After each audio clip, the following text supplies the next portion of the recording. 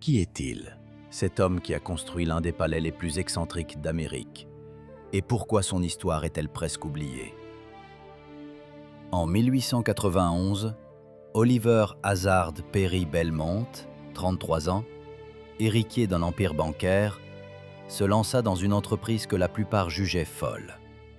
Construire, sur 3 acres de terrain à Newport, dans l'État de Rhode Island, une résidence d'été, un palais, où le rez-de-chaussée ne serait pas occupé par des salons, mais par des écuries, et où seul le premier étage serait habitable. Cela semblait impossible. Le nouveau château devait être un triomphe de richesse, de pouvoir et de goût. Mais 50 à 60 ans plus tard, il se transforma en un lourd fardeau, un objet de délabrement quasi total. Aujourd'hui, rares sont ceux qui savent comment la gloire s'est transformée en ruine et comment les ambitions se sont muées en épreuves. Belmont n'a pas commencé comme un noble aristocrate. Il était un représentant typique de la bourgeoisie américaine de la fin du XIXe siècle. Un héritier de capital, aspirant non seulement à la richesse, mais aussi à la signification sociale. Il rêvait, plutôt, non pas d'être l'un parmi tant d'autres, mais de rester l'un des. Dans ses plans, pas seulement un cottage d'été, mais une construction qui déclare « Nous sommes ici, nous comptons ». Mais il ne voulait pas simplement paraître. Il voulait se distinguer, non pas dans un palais comme la vieille aristocratie, mais dans une sorte de provocation architecturale où les écuries et les carrosses faisaient partie de l'esthétique. Personne ne savait alors que le personnage principal de son histoire créait non pas une simple maison, mais une image qui deviendrait plus tard le symbole de l'ironie du succès. En introduisant son action, nous voyons immédiatement le contraste. Un début modeste, l'héritier d'une dynastie bancaire. La grandeur, une maison-château sur 3 acres avec vue sur Bellevue Avenue. L'inconnu. Aujourd'hui, la plupart des gens passent devant cet endroit sans en comprendre l'histoire. La renommée mondiale. Non, l'histoire n'est pas devenue une légende. Elle est passée inaperçue. Et pourtant, la tragédie est inévitable. Ce qui aurait dû être le summum du succès se transforme en épreuve, en critique, en déclin. À partir de ce moment, la question se pose. Pourquoi la puissance-richesse n'a-t-elle pas protégé cet endroit du déclin? Pourquoi cette maison, symbole de victoire, est-elle devenue un symbole d'échec? Notre premier héros est Oliver Belmont, un noble rêveur stratège. Il voit ce que les autres ne veulent pas voir, mais agit par ses propres moyens. Et la maison qu'il crée n'est pas seulement résidentielle, mais un miroir de sa psychologie, une empreinte spéculaire de ses ambitions. En entrant dans cette histoire, nous comprenons déjà, ce n'est pas seulement une histoire de maison. C'est l'histoire de la façon dont le succès peut devenir un piège.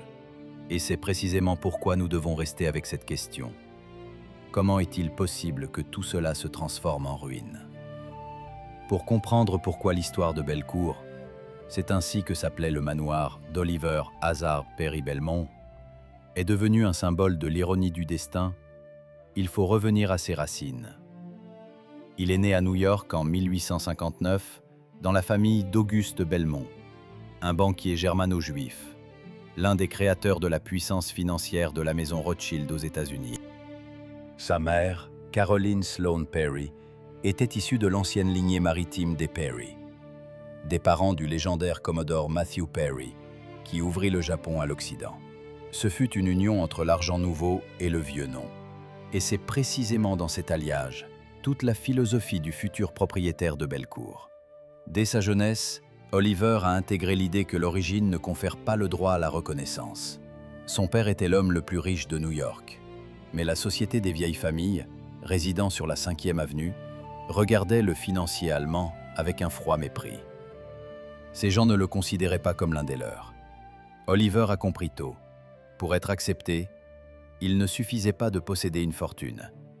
Il fallait posséder un symbole qui exprime à la fois le pouvoir du goût, de l'intellect et de l'origine. C'est pourquoi il ne cherchait pas simplement à copier le luxe, mais voulait créer une déclaration esthétique.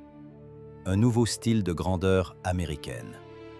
Oliver a fait ses études à Harvard, mais son caractère était loin de la discipline académique. Il était impulsif, passionné, doté d'un goût raffiné, légèrement excentrique. Il a servi dans la cavalerie, a participé à la vie publique, mais surtout, il possédait une rare capacité à allier en lui l'éducation culturelle européenne et la détermination commerciale américaine. Déjà à cette époque, à la fin des années 70 du 19e siècle, il formulait pour lui-même l'idée que la maison, ce n'est pas seulement un lieu de résidence, mais un manifeste personnel. Sa philosophie était que le succès ne devait pas être simplement visible, mais compris. Il écrivait dans l'une de ses lettres, la citation est tirée de la correspondance conservée dans les archives de la famille Belmont, « Une maison ne doit pas s'expliquer, elle doit parler d'elle-même. » Cette pensée deviendrait son guide. La première chose à laquelle il fut confronté fut la résistance de son milieu. Sa famille faisait partie des nouveaux riches américains, ayant acquis leur capital grâce aux chemins de fer, aux banques et aux investissements. Mais Newport, à la fin du 19e siècle, était le théâtre des vieilles familles, les Vanderbilt, les Astor, les Morgan, ceux qui s'étaient déjà établis comme l'aristocratie du Nouveau Monde. Pour eux, Belmont était un étranger, trop nouveau, trop éclatant, trop impétueux. C'est précisément cette confrontation, l'argent nouveau contre l'ancien, qui allait déterminer la philosophie de sa vie. Il voulait prouver que la culture et l'intelligence ne pouvaient pas appartenir uniquement aux héritiers de titres. En 1891, il engage le jeune mais déjà célèbre architecte Richard Morris Hunt, l'homme qui avait construit pour les Vanderbilt leur grandiose domaine des Breakers, pour créer quelque chose de différent. Non pas une imitation, mais un défi. Hunt proposa un projet dans le style gothique français du XVe siècle, inspiré par un château de la Loire, Chambord. Mais surtout, l'idée d'un bouleversement fonctionnel. Faire du rez-de-chaussée la demeure des chevaux et de l'étage supérieur celle des hommes. Ce choix n'était pas une simple excentricité. Il reflétait la vision du monde d'Oliver. À ses yeux, le cheval était un symbole de force, de mouvement, de chevalerie, ce qui manquait à l'homme moderne. Une maison où les écuries devenaient le centre devait incarner l'honneur, l'ordre et l'esprit de l'ancien monde, transplanté dans la Nouvelle Amérique. Ainsi, la philosophie de Belmont prenait forme. C'était l'architecture comme une déclaration contre le snobisme, comme une affirmation de la dignité de l'action, et non de l'origine. Vers la fin des années 90, son projet se concrétisa en une idée, construire un manoir qui allierait l'ancien esprit de chevalerie aux nouvelles possibilités du capital américain. C'était sa première stratégie, ne pas acheter la reconnaissance, la créer à travers un symbole. Et ce symbole devait devenir une maison, où chaque pierre parlerait de ses convictions. Ainsi commença l'histoire de Bellecour.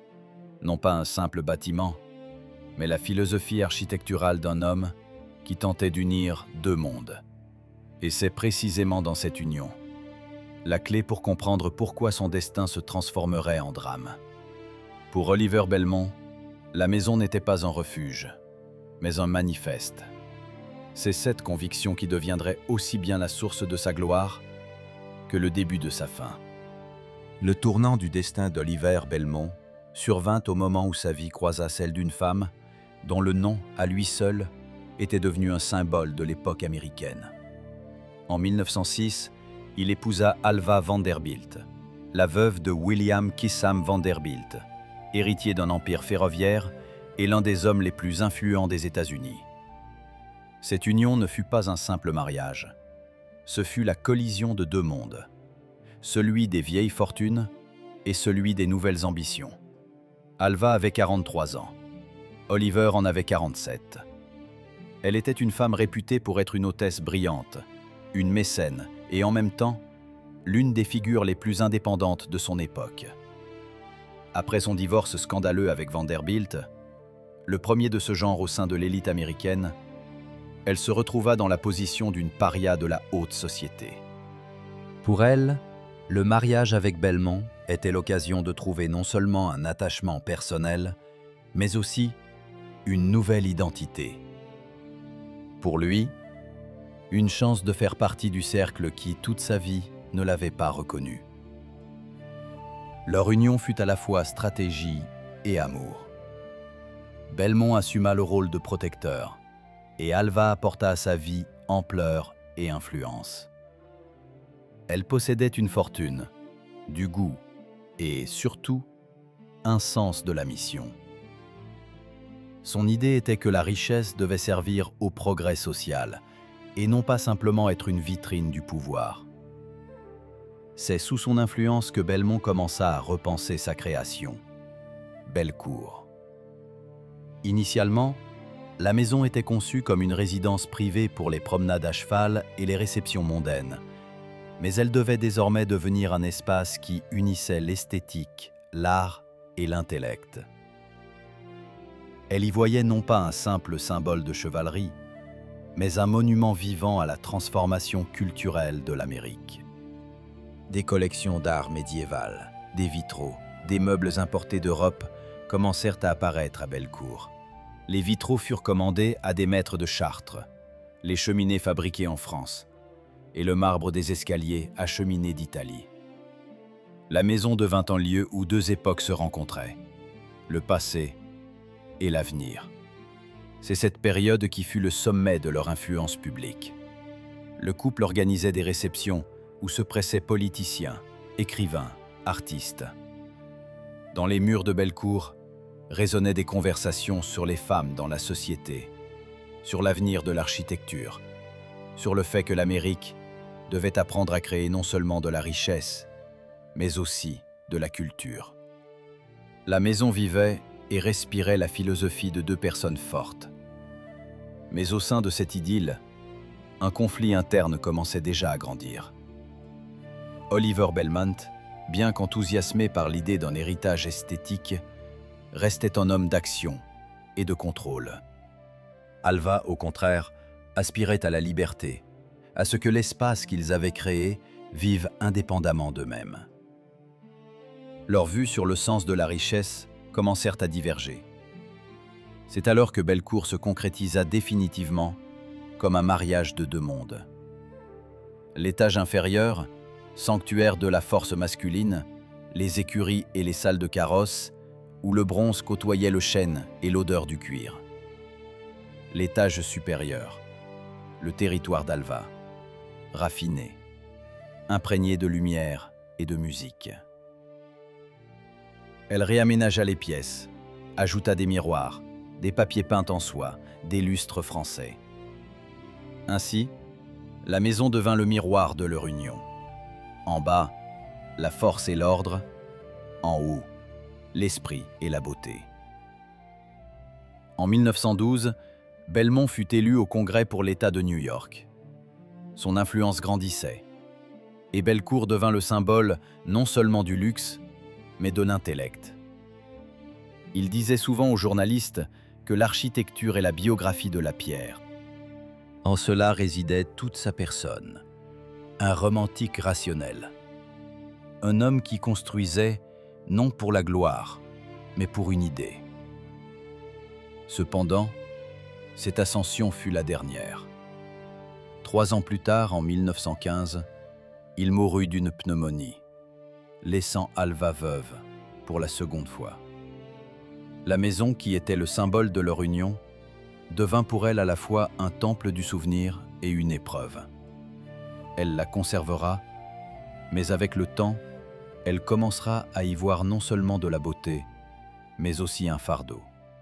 Ainsi s'acheva l'étape de l'essor, lorsque deux mondes, en s'unissant, créèrent quelque chose de grandiose. Mais dans l'histoire de Bellecour, ce n'est que le milieu du chemin. Devant, l'apogée de la grandeur, inévitablement suivie par la chute. Et la maison, construite comme un symbole de force, deviendra le miroir de la solitude. Quand on entre à Bellecour, même aujourd'hui, plus d'un siècle plus tard, on a l'impression de franchir la frontière entre deux civilisations. La maison se dresse sur Bellevue Avenue, une rue où chaque villa de la fin du XIXe siècle est une démonstration de richesse. Mais Bellecour était différent. Il ne criait pas au luxe, il déclarait l'ordre, le rituel et l'honneur. La première chose qui accueille le visiteur, d'immenses portes, copiées d'un château de la Loire en France, avec le blason de Belmont, où deux symboles s'entrecroisaient, un casque de chevalier et un aigle américain. Derrière elle, une cour pavée de granit, où se tenaient autrefois 25 chevaux de race. Au rez-de-chaussée, les écuries, ornées de chênes sculptés et de bronze, avec des sols en granit poli et des panneaux décoratifs réalisés d'après les esquisses de l'architecte Richard Morris Hunt. Chaque stalle était ornée d'une plaque de cuivre portant le nom du cheval. Et la ventilation était agencée de telle sorte que l'odeur du cuir et du foin était à peine perceptible. Ici, tout ressemblait à une cérémonie. Même l'espace destiné aux animaux était soumis à l'esthétique d'un ordre chevaleresque. Les chevaux faisaient partie de la maison, non pas inférieure à ses habitants, mais plutôt une extension de la volonté du maître. Parmi les pièces du niveau inférieur se distinguait la salle des carrosses, une longue galerie où étaient entreposés les calèches et les harnais, incrustés d'argent. Le soir, Belmont lui-même descendait pour observer les domestiques préparer les chevaux pour la promenade nocturne. Des témoignages d'époque décrivent comment, à la lumière des lampes, le cuivre brillait et les reflets scintillaient sur les murs de marbre. On aurait dit un temple du mouvement, écrivait l'un des invités dans le magazine Harper's Weekly en 1895. En montant de larges escaliers jusqu'au premier étage, le visiteur entrait dans un monde entièrement différent. Si en bas régnait le bronze et la pierre, en haut, la soie, le brocart et la lumière. Le hall principal, une galerie à double hauteur sous plafond de plus de 10 mètres, ornée de boiseries sculptées et de vitraux représentant des scènes de la vie de Saint-Georges. La lumière, traversant le verre coloré, teignait les murs de profonds tons pourpres et dorés. Chaque matin, les rayons du soleil créaient un jeu de reflets, comme pour rappeler l'éternel changement de pouvoir et la fragilité de la gloire humaine. Du hall, on pouvait accéder à la bibliothèque, la pièce la plus personnelle du propriétaire. Elle abritait plus de 2000 volumes, de la Divine Comédie de Dante aux traités techniques sur les machines à vapeur. Belmont estimait que l'intellect et l'ingénierie ne devaient pas être séparés. Dans cette pièce, comme l'écrivaient les contemporains, il pouvait passer des heures à discuter de politique et d'architecture, en regardant le globe de bronze installé au centre. Sur les murs, des gravures représentant des châteaux de la Loire et des cathédrales gothiques. Tout dans cet espace témoignait de la volonté d'unir l'idéal chevaleresque au progrès moderne. À proximité se trouvait le salon de musique, créé à l'insistance d'Alva. Un piano français de la firme Erard y était installé, autour duquel se réunissaient musiciens et invités. Le plafond était peint de motifs inspirés de la chanson de Roland, et les tapis avaient été tissés à Aubusson. Cette partie de la maison résonnait, non seulement de musique, mais aussi de conversation sur la liberté, l'art, la place de la femme dans la société. C'est ici qu'Alva organisait des discussions, invitant écrivaines, réformateurs et artistes. Au total, la maison comptait 28 pièces habitables, 13 cheminées et 8 escaliers. Sa superficie dépassait 40 000 pieds carrés. La construction prit 4 ans et coûta 600 000 $, une somme équivalent à plusieurs décennies de travail de centaines d'ouvriers. Mais chaque dollar ici avait un sens. Il devenait un élément de l'idée. Si l'on descend de la galerie vers les couloirs menant aux chambres, on peut ressentir le passage du public au privé. Les chambres d'Alva étaient inondées de lumière et ornées de rideaux roses et de miroirs dorés. Dans son boudoir se trouvait un portrait peint par John Sargent, l'un des derniers réalisés par l'artiste pour des commanditaires privés. En revanche, la chambre d'Oliver était austère. Panneaux de chêne, cheminée avec le blason familial, fauteuil près de la fenêtre donnant sur l'océan Atlantique. 2 regards, 2 mondes, 2 caractères. L'architecture de Bellecour, c'est la psychologie gravée dans la pierre. L'étage inférieur parlait de discipline et de force, l'étage supérieur, de beauté et de création. La maison reflétait le dialogue intérieur entre l'action et la contemplation, entre le pouvoir et le sens. Tout en lui était une opposition. La froideur de la pierre et la chaleur du tissu. L'éclat du métal et la douceur de la lumière. Le bruit de la rue et le silence de la galerie. Au début du XXe siècle, Bellecour devint le symbole d'une renaissance esthétique. Des journalistes, des architectes, des philosophes le visitaient. Certains y voyaient de la folie, d'autres une révélation. Mais presque tous s'accordaient à dire « Cette maison révélait le caractère d'un homme qui voulait unir les époques. » Et pourtant, déjà à cette époque, sous les voûtes des salles, une ombre planait. Plus Belmont s'élevait, plus la maison devenait son prolongement. Et plus il devenait lui-même vulnérable. Car tout ce qu'il avait construit dépendait d'une seule chose, de la conviction que la richesse pouvait être l'expression de l'esprit. Et bientôt, cette conviction allait être mise à l'épreuve. Une épreuve qu'aucun symbole de pierre ne survivrait. La mort d'Oliver Belmont en 1915 fut le premier coup, après lequel Bellecour commença lentement à se transformer d'un symbole vivant en un monument silencieux. Il n'avait que 56 ans.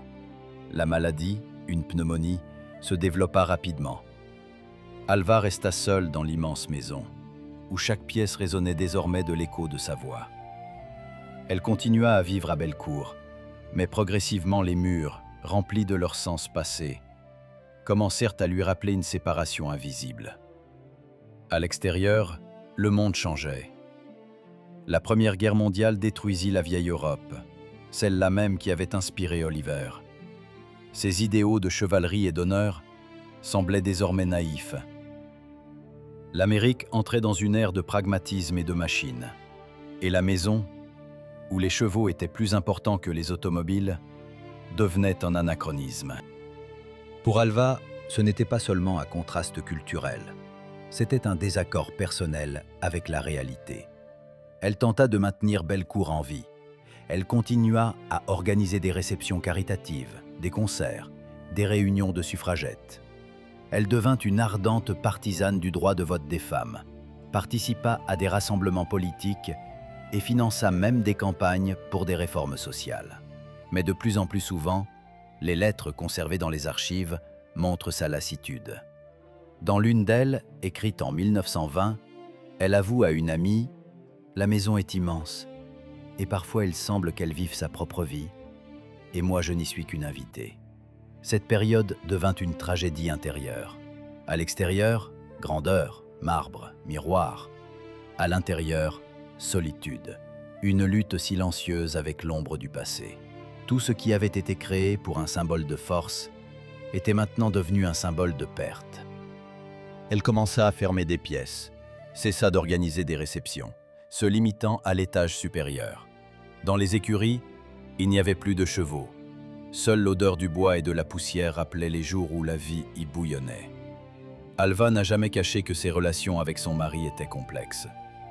Il était un homme contrôlant, elle, aspirant à la liberté. Après sa mort, elle sembla retrouver cette liberté, mais avec elle, aussi le vide. La maison, qui était leur dialogue, sans lui devint un monologue. Et plus elle essayait de la retenir, plus elle sentait qu'elle l'engloutissait. En 1928, Bellecour fut ouvert pour la première fois au public, partiellement, comme une galerie. Cette décision était ambivalente. D'une part, elle poursuivait la mission de son mari, montrer la beauté comme une valeur. D'autre part, elle reconnaissait qu'elle ne pouvait plus en être la seule gardienne. La maison devint un espace entre le passé et le futur, entre la mémoire et l'oubli.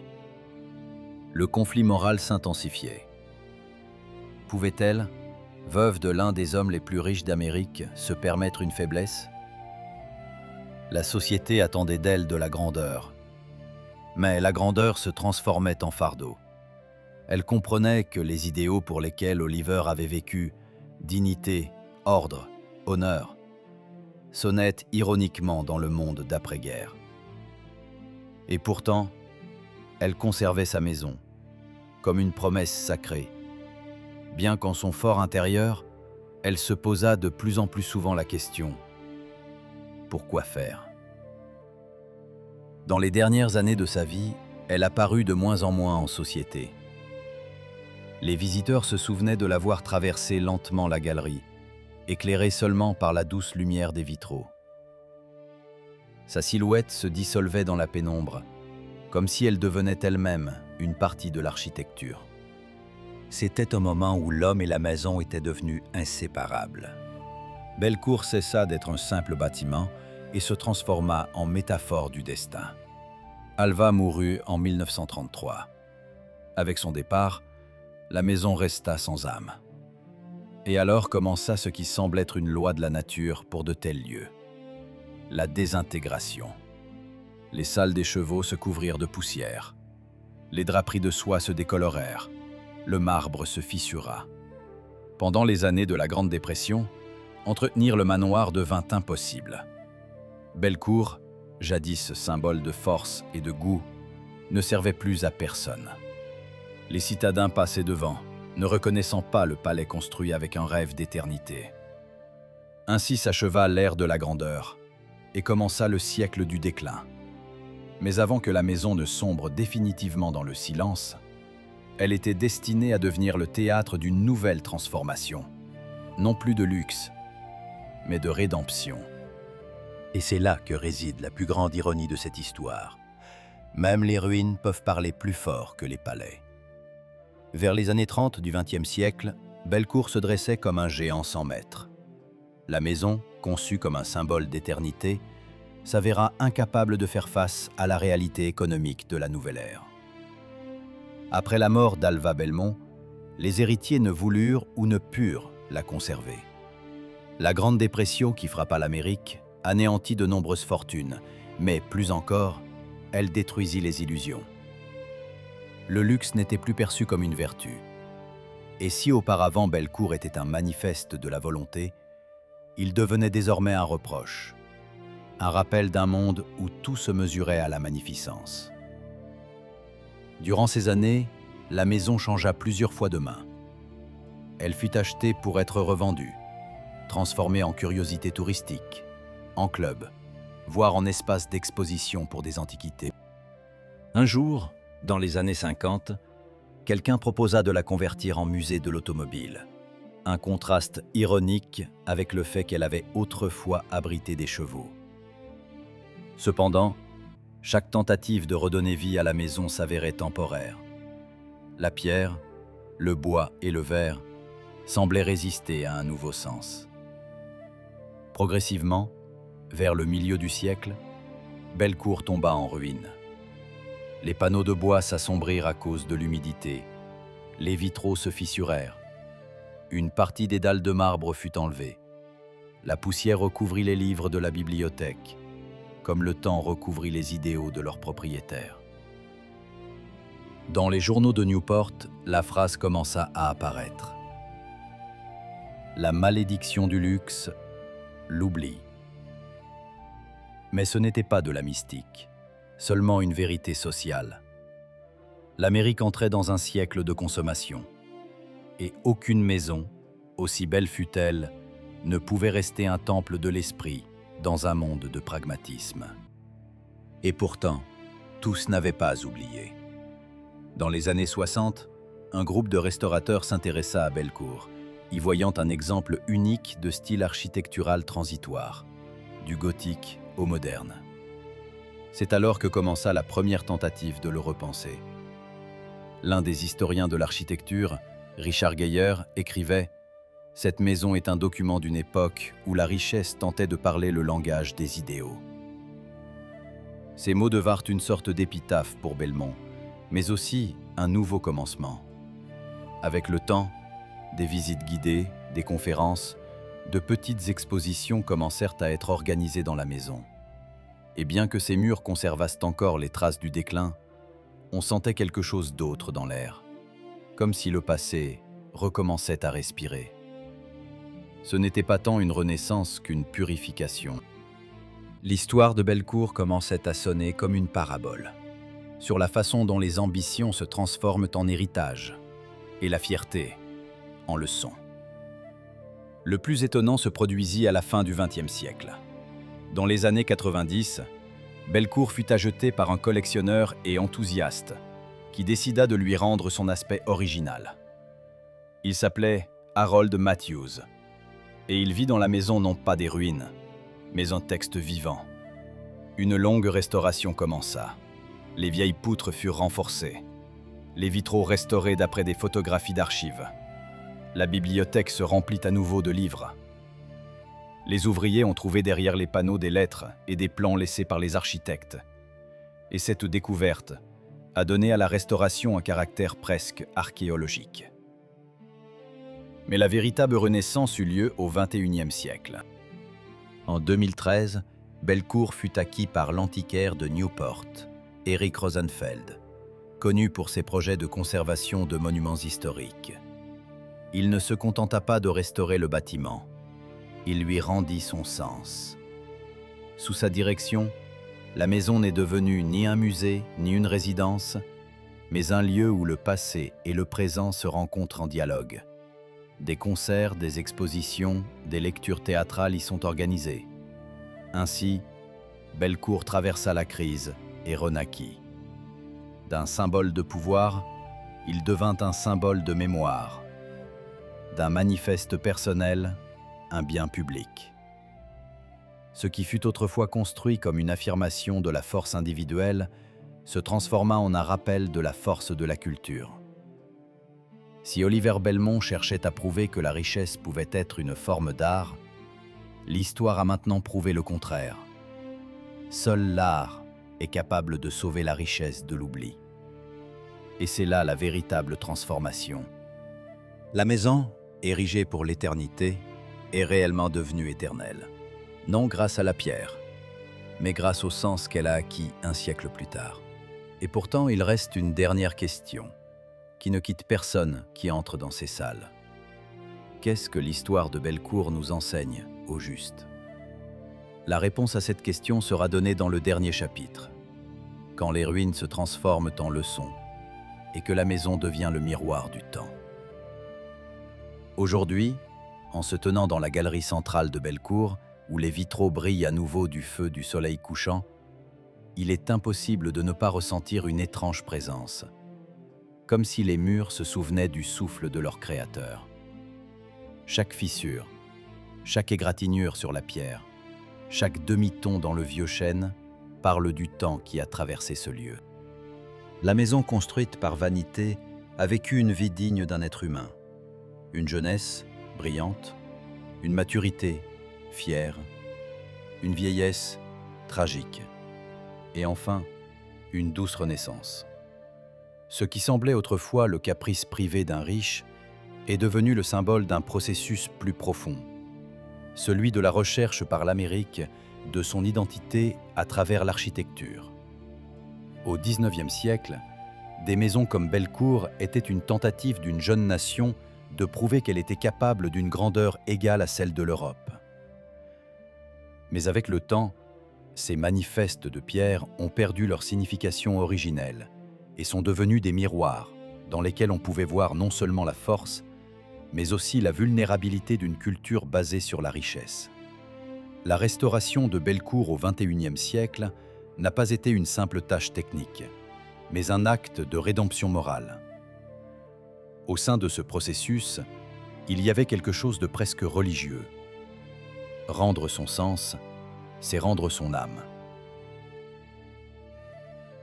Les nouveaux propriétaires, historiens, artistes et artisans ne voyaient pas dans cette maison un monument au luxe, mais un témoignage de l'aspiration humaine à l'harmonie. Il s'efforçait non pas de recréer le passé littéralement, mais d'en restaurer le souffle. Aujourd'hui, c'est ça l'accueil des concerts de chambre, des conférences sur l'art, des projections de films documentaires. Dans les écuries, où se tenaient autrefois les chevaux d'Oliver Belmont, sont désormais aménagées des expositions sur l'artisanat et l'architecture. Au premier étage, une exposition consacrée à Alva Belmont elle-même, à sa lutte pour les droits des femmes. Le silence de la maison s'est empli de nouvelles voix. Les voix de l'art, de la science, de la conscience publique. Chaque visiteur, en foulant le sol de marbre du hall principal, subit la même transformation intérieure que celle vécue autrefois par ses propriétaires. On voit comment la beauté devient une épreuve, comment le pouvoir se dissout dans le silence, comment le temps transforme le privé en public. Et à ce moment-là, on commence à comprendre que Bellecour, ce n'est pas seulement un monument historique. C'est une allégorie vivante du chemin humain, du désir de posséder à la capacité de comprendre. Si l'on ferme les yeux, on peut imaginer comment la silhouette du jeune Oliver se reflète dans l'une des fenêtres. Il se tient au parapet, regarde au loin, là où l'océan se fond dans le ciel. Derrière lui, on entend le pas doux d'Alva. Ils sont tous deux, comme des personnages de légende, figés dans un instant entre gloire et silence. Leur maison a survécu parce qu'elle contenait non seulement la richesse, mais aussi un rêve, imparfait, mais authentique. Et, peut-être, c'est précisément pourquoi Bellecour est encore perçu aujourd'hui non pas comme un vestige d'une époque, mais comme son rappel. Il enseigne non pas à juger le passé, mais à le comprendre. Il rappelle que le luxe sans idée est mort, et qu'une idée sans forme est stérile. Et que la véritable valeur de toute création est dans sa capacité à survivre à son créateur. Maintenant, quand la lumière du soir s'éteint dans les vitraux et que de longues ombres glissent sur le sol de marbre, la maison se fige à nouveau dans le calme. En lui vit encore le souffle du passé, mais il ne pèse pas, il inspire. Bellecour a traversé le temps, a survécu à ses propriétaires, a enduré l'oubli.